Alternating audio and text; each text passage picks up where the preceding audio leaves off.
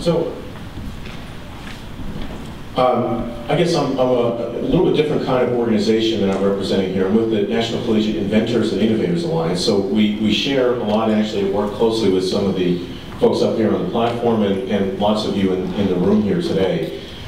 We do funding, we do programs to help disperse funding provided by philanthropic and government sources to develop programs in entrepreneurship and higher education, and to help stimulate and launch the next generation of innovators and entrepreneurs. And I want to start out with some examples, I think, to give you a sense of what's possible. This first one is a green materials clean tech company started by undergraduate students. A couple of engineering students came up with a way to make negative carbon material and use it for high performance packaging. And they're growing very quickly. They've gone from 0 to 50 employees, raised millions of dollars, and are really generating a whole new sector replacing petrochemical materials for packaging. Next one, this is a sort of base of pyramid focused global company started by an undergraduate at the University of Illinois. He now is living in China, selling products to India, and equipping 10,000 rural villagers with off-grid lighting at very, very low costs, making a big impact and making some money as well. Next one is I think, something that you don't think of happening very much, but it's a U.S. steel company exporting around the world. This is a company started by a graduate student, and what they're doing is making a product for reinforcing concrete without rebar. Substantially reduces the environmental footprint and cost of using concrete. You can do some amazing things like almost bend it in half and not have it break.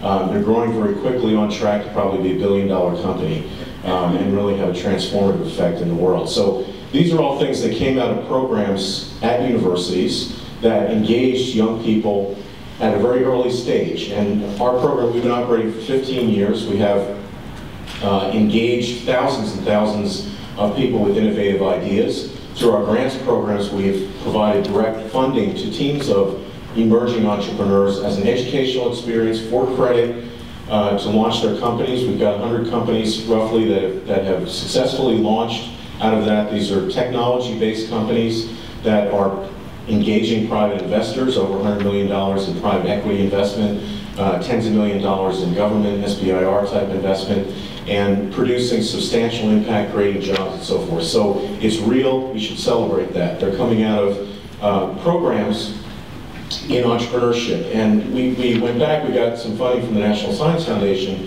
to look at what's going on in engineering entrepreneurship. And there's a lot of good news here. When we started out, entrepreneurship was something that was sort of foreign and you know, got a kind of a tissue rejection from most faculty on the technical and scientific side. Now you find an engineering hard-pressed not to claim that they have an entrepreneurship program, whether or not they do.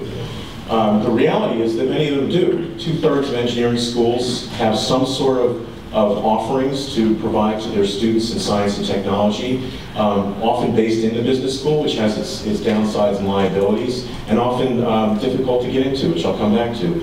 But 1/3 of those programs, so this is over 110 programs in the United States, and the number associated with the 2/3 is about 240,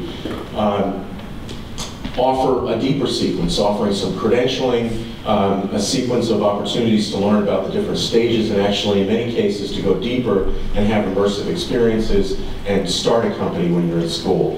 And there's some folks in the room here who have some of the exemplary programs in that space.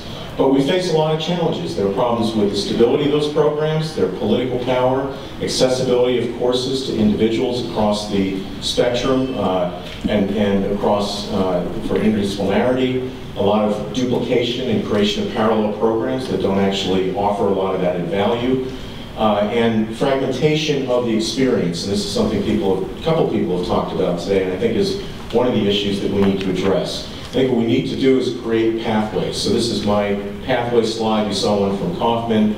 I won't go into the details of it, but we believe that there's both a pathway for the individual to develop as an entrepreneur and as an empowered and engaged person, as well as for the venture. And those things can happen in parallel if the linkage is there.